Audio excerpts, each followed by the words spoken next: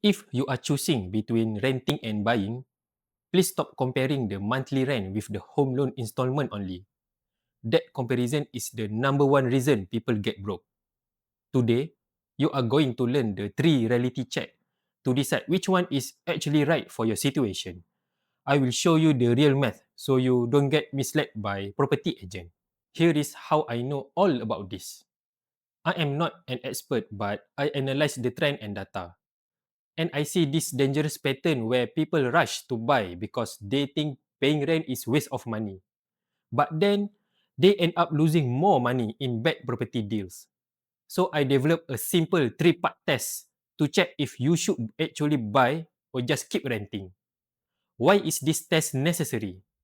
Because without it, you might end up like a common case I see. So there is this one guy, rents a condo for 1,800 ringgit monthly. He looks at a property listing and then he see a unit with monthly installment of 2,000 ringgit monthly. He thinks top up 200 ringgit only, so better buy. At least can get asset. Then he buy. But 6 months later, he felt struggle. Why? Because that 200 ringgit gap was a lie. His maintenance fee, sinking fund, insurance, tax made the real cost maybe around 2,500 ringgit. Plus, he wiped out his savings for the deposit. Now he is stuck with a house he cannot afford to maintain and he cannot sell it without losing money. So don't be like him. Before you decide, run check number one. Compare rent with the full monthly cost of ownership. Rent is the maximum you pay. Installment is the minimum you pay. Ownership cost is the installment plus the maintenance fee, sinking fund, fire insurance, cukai pintu, cukai tanah, and repair buffer.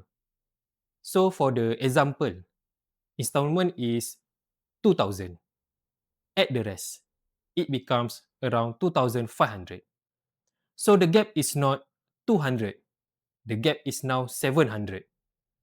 Question: can you pay that gap comfortably every month without squeezing your lifestyle?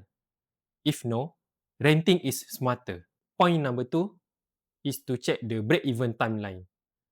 Buying has a high entry cost, legal fee, stamp duty, and a high exit cost, RPGT, agent fee. If you plan to stay for only 2 or 3 years, buying is usually a loss. Why? Because the property value likely won't rise enough in 3 years to cover your entry and exit costs.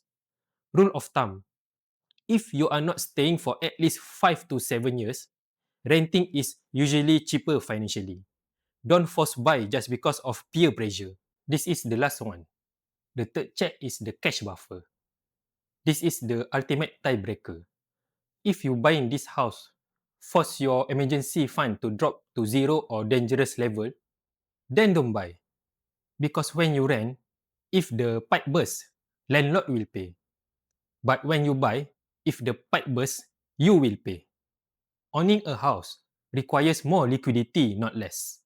My advice: if buying kills your buffer, rent for another year, build the buffer, and then you buy.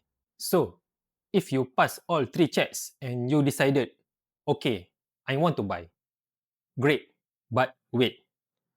The bank approve you for example 500,000, but does that mean you should buy a 500,000 house? Absolutely not. So I have a video that show you how to check your real affordability. Click the link here to learn more. And if you are ready to buy and want the best value project in Johor, download my Johor project cheat sheet, link in the description.